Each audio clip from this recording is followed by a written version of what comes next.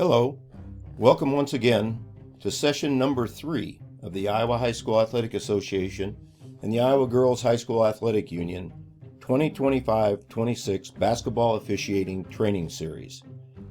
Today's session will focus on an important aspect of our game, screening. My name is Dave Rittman, Director of Training and Development for the DMOA, and again it's my pleasure to lead us through this training session. To begin with, let's look at a definition. Under the National Federation of High Schools Rulebook 4-40-1, a screen is legal action by a player who, while touching the playing court without causing contact, delays or prevents an opponent from reaching a desired position. To simplify that, let's talk a little more about defining what a screen is. It's a legal blocking move in basketball where an offensive player stands in front of or behind a defender to create space for a teammate. And simplifying even further, a move designed to legally prevent an opponent from going where they want to on the floor. As seen in this play pick, offensive player number 23 is setting a legal screen. She's in contact with the playing court, and she's legally delaying or preventing the opponent in white from reaching the position they desire without initiating contact on that opponent.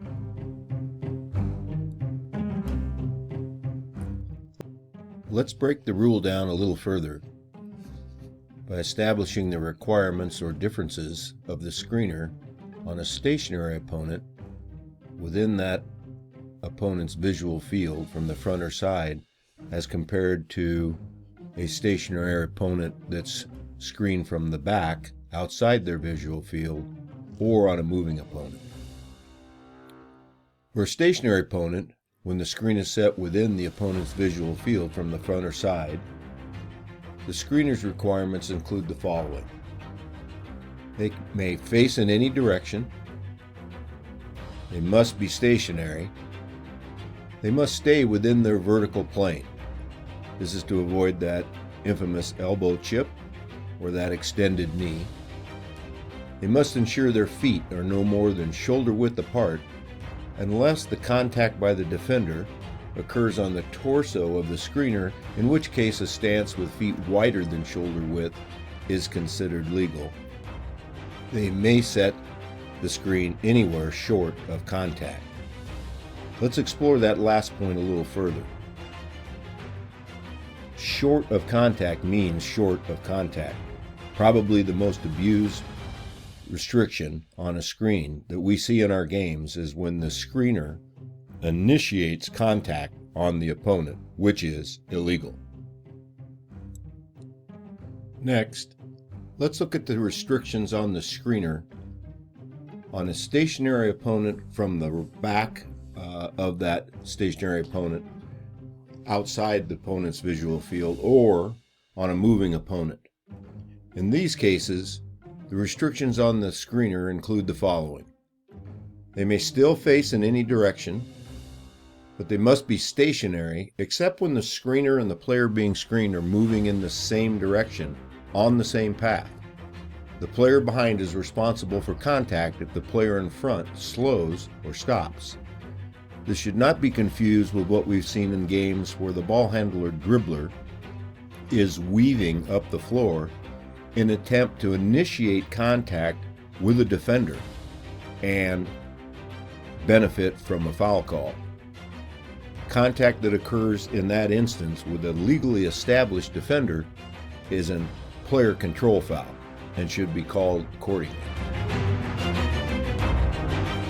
In addition, for a stationary opponent that's screened from behind or outside their visual field, or a moving opponent, the following.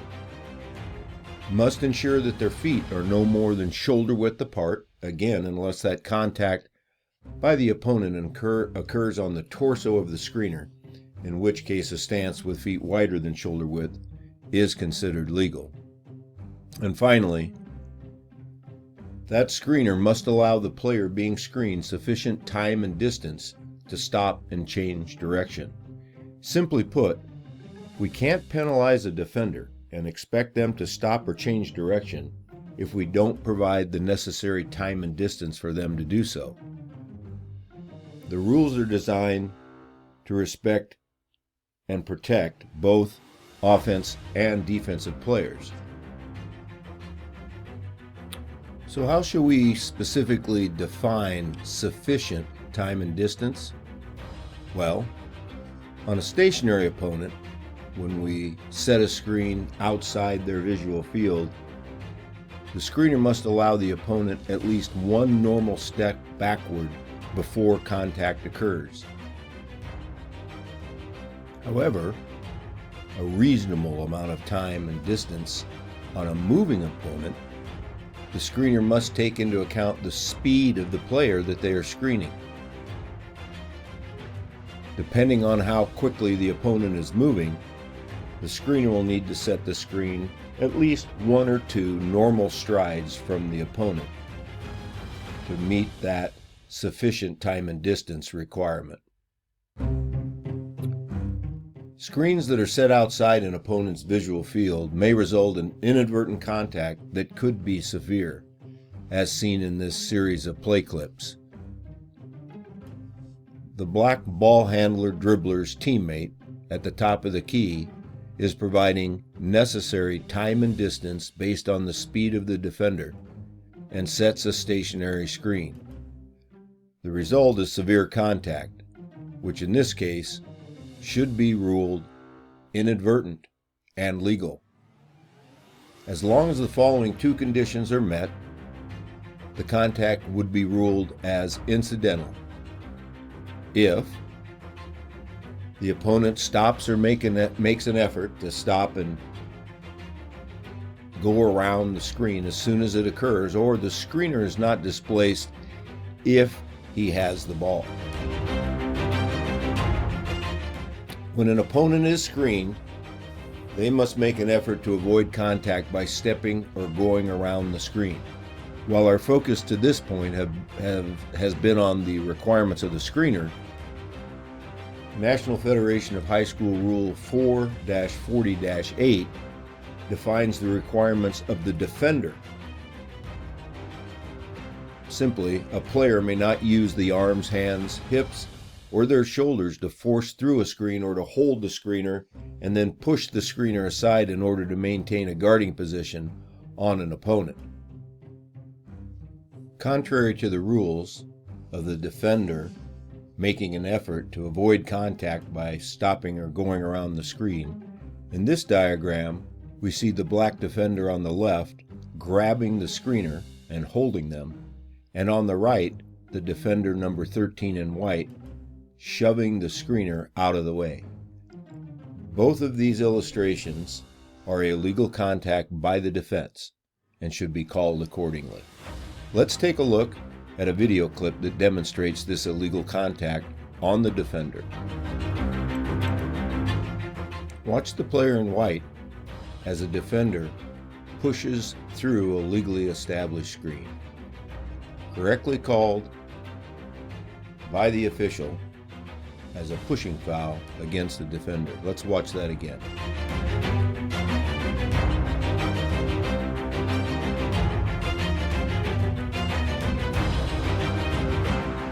Just when you thought you had it figured out, along comes a training video and demonstrates a lot of different types of screens that we need to be able to properly and accurately adjudicate. Understanding offensive strategy when it comes to screening will help us be more prepared and avoid being surprised when these screens occur during our games. Here's a list, though not all-inclusive, of various types of screens we may see. Most common, a ball screen, the screen and roll, the pin down or down screen, the back screen, a dribble handoff screen, an elevator or gate screen, a double screen, a cross screen that usually occurs in the paint, a flare screen, horn screen, a slip screen, or a ghost screen. Let's take a look at some videos that will help us understand each of these types of screens designed to allow you to make the call. A ball screen obviously is a broad term for any basketball screen set for the player who currently has control of the ball. In the diagram, teammate A4 is setting a screen on defender B1 as teammate to red, number 1, dribbles around the screen. We'll see these screens all day long in every game of a basketball that we officiate. For now, let's take a look at some plays that will show us both legal screening technique as well as illegal screening technique. Here's our first play. Take a look and you make the call. In this play, watch number 20 in white set a down screen on an opponent. You make the ruling. Is this legal or illegal?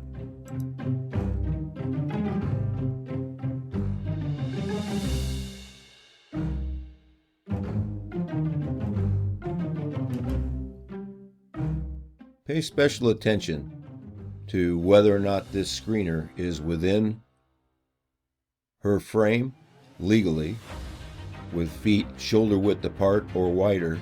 Does she give the defender enough time and distance given the speed of the opponent? What's your ruling? Legal or not legal? Hopefully, your ruling on this play was that indeed it was a legal screen, having met all the requirements of a screen being set on a moving opponent, giving her time and distance to stop or change direction. Let's look at our next play and give you a chance once again to make the call. In this play, keep your eye on the offensive player number 5. This is another example of a down screen. Is this incidental contact, or do we have a team control foul for an illegal pick by number 5? You make the call.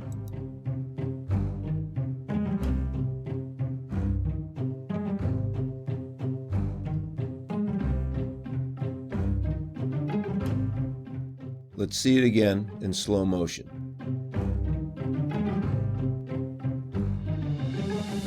One more time. What's your ruling on that last play? Again, we deem the call to be a legal screen. The screener gave the opponent ample time to stop and change direction, and we would deem that contact incidental. Let's look at our next play.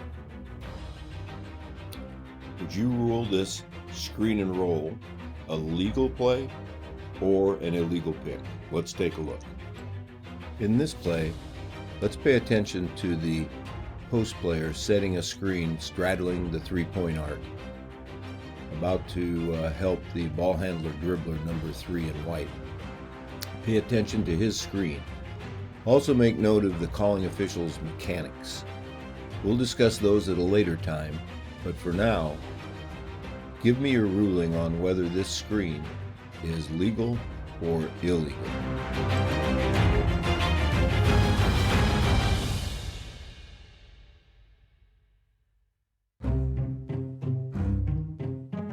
Again, legal or illegal on this pick and roll.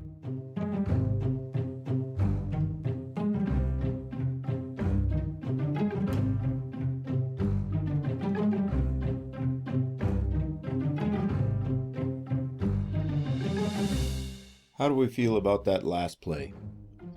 Well, we deem it to be an illegal screen for the following reasons. 1, the wide base of the screener outside its shoulder width. 2, there's a saying that you can screen to roll, but you can't roll to screen. And in this particular case, the movement by the screener on his way to the basket clearly made contact with his defender, which is illegal during the roll. Illegal screen. Now let's take a look at our next play. Again, a screen and roll play where you can make the call. However, before we move on to the next play clip, let's review the mechanics used by the calling official in the last clip. As you know, an illegal screen is really nothing more than an illegal blocking foul by the offense. Let's use the proper signals to gain credibility when making this call at both the spot of the foul as well as in the reporting area. The proper sequence for the illegal screen call is first to stop the clock. Second, give the blocking foul signal with 2 hands on our hips.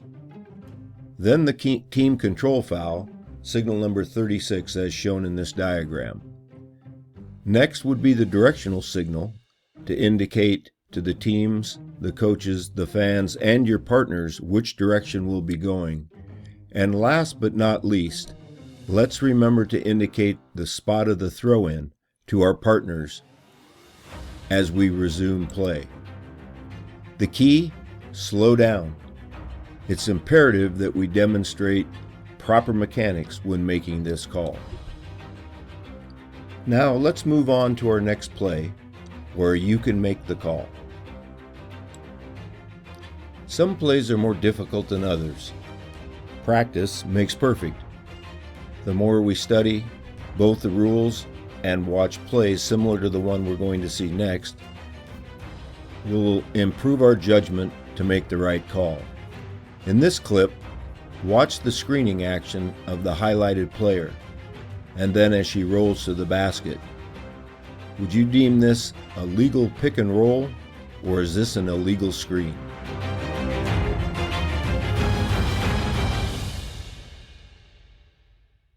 Let's watch it again in slow motion. And one more time.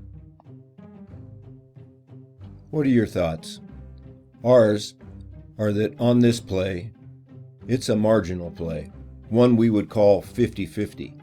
And on the basis of the philosophy of calling the obvious, we're going to put this one in the category of a legal screen.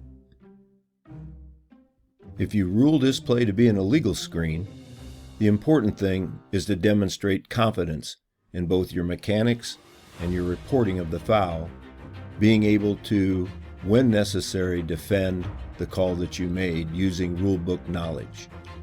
Let's move on now to our next play and allow you to make the call. This next play has a little more local flavor.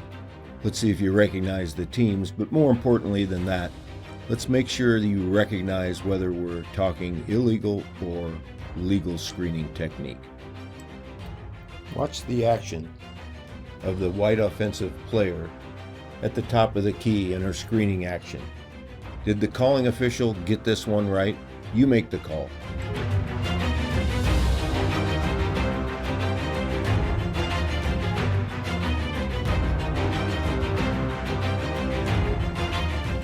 Let's watch it one more time.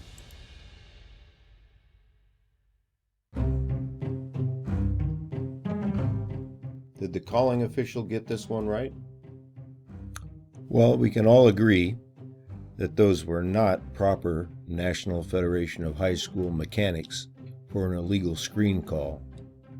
A vote of the committee, though biased, has ruled that this play was an illegal screen, based on the fact that the screener never remained stationary throughout the process and appears to be with her hands holding off the defender as she rolls down the lane. Let's move on to our next play, where once again, you can make the call. This is a back screen. Is it legal or illegal?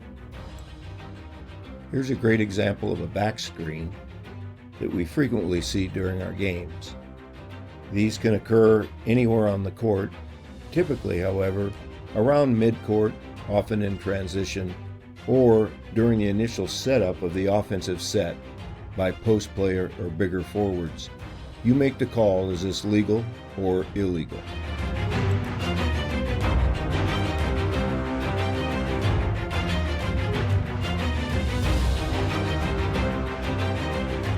We'll see the play a couple of times. You make the call. Legal?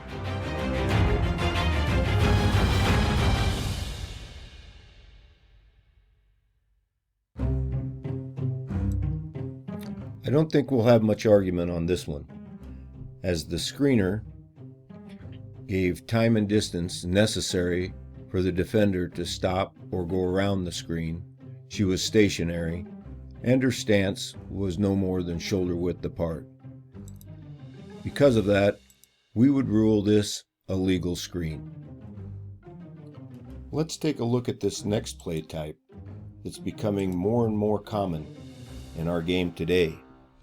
It's the dribble handoff screen, where the ball handler dribbler hands off the ball to a teammate and then sets a screen. This is a critical play that, because of its nature and its rate of occurrence in our games, we need to have an open look, stay with the defender, and after the handoff, not be ball watchers, but watch the actions of the previous ball handler dribbler. Let's take a look at a couple of these plays. You make the call. On this play, watch the action of the ball handler dribbler in the corner after he hands off to his teammate. You judge this contact as incidental or illegal. Here's the highlighted players.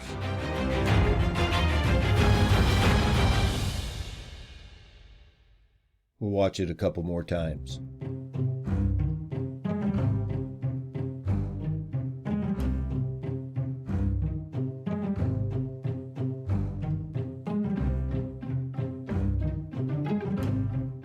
There's probably not much doubt on whether or not that contact in the corner by the ball handler dribbler was legal or illegal. As we watch this action on the perimeter, the question is, as a crew, are we doing a good job of adjudicating this kind of contact that's happening more and more frequently in our games? Let's take a look at another play that's similar to help us dial in on where we should be watching this critical play. Apologize for the film quality here, but you'll get the idea. Watch the actions of the ball handler dribbler in this clip.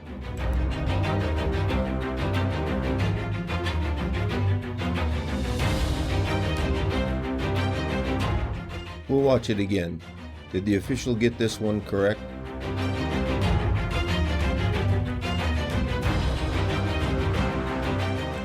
And one more time at slower speed.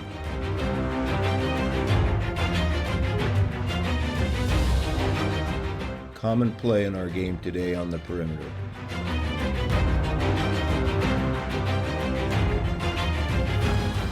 A reminder regarding our point of call, foul, or signal sequence.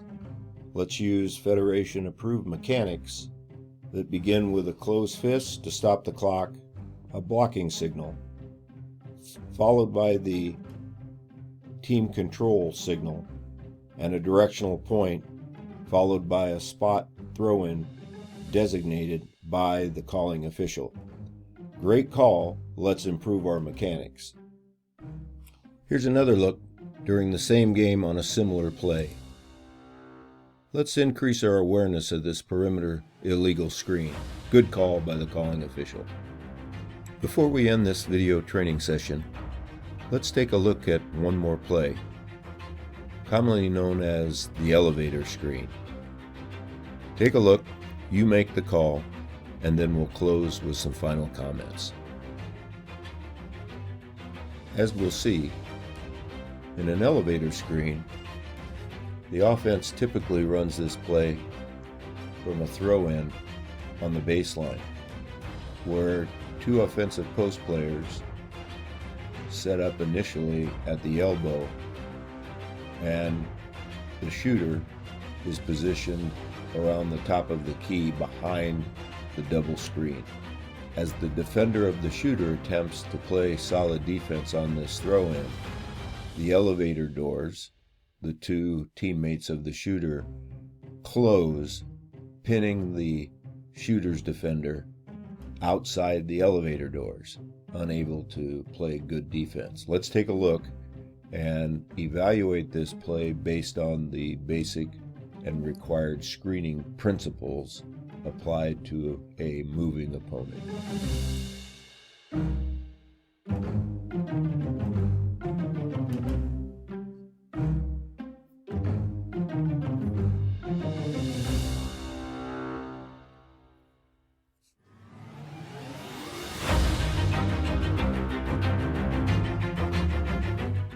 not evaluated properly, we could easily pin this foul on a defender on a push-through move. But was the screener legally established prior to the contact? You make the call. Before making this ruling, ask yourself the following questions. Was the screener stationary? Did the screener stay within their vertical plane with a stance approximately shoulder width apart? Did the screener allow the defender time and distance to avoid contact by stopping or changing direction?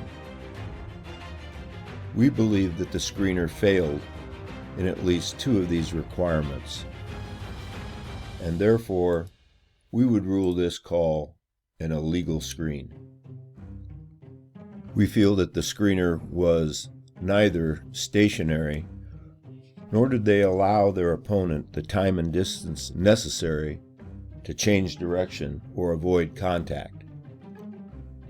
Well, let's review a couple of principles that we've taken a look at today in our subject of screening, and the primary principle would be our rule. Obviously, we need to referee the defense, but we need to be aware of what the offense is trying to accomplish during their sets. Screening is an important part of that offensive strategy. Recognizing what's coming so that you're not surprised by these plays is integral to getting things right. To wrap up, a couple of other key principles. When we identify screening situations, we'll be able to establish our credibility and deepen our understanding of the game. By increasing our basketball IQ, we'll be able to identify game actions that we need to rule on in a split second. Let's anticipate the play, but not the call. Let's also know the correct terminology and understand game situations so that we're able to more effectively communicate with coaches and players with a higher degree of knowledge and accuracy. And the result? More efficient play calling and improved crew performance. Hopefully the goal of every official in Iowa. Thank you for watching today's session on screening. During this Officials Appreciation Week, a special thanks for all you do as officials for the Iowa student athlete. Thank you again. Keep working hard. Best of luck for the rest of the season, and we'll see you next time.